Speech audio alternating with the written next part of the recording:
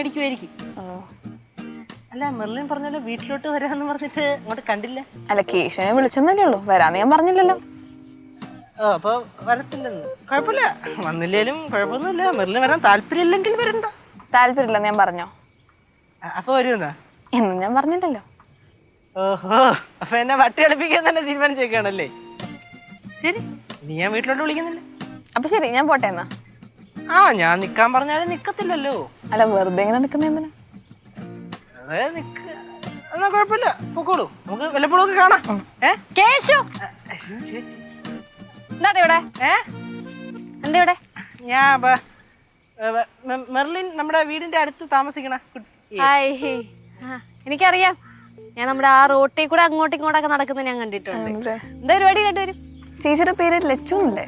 അതെ, എന്റെ പേരൊക്കെ അറിയോ? ഇപ്പം പറഞ്ഞാണോ? അല്ലല്ല, നമ്മുടെ പാറും കല്ലും ഒക്കെ ആയിട്ട് നല്ല കമ്പനി.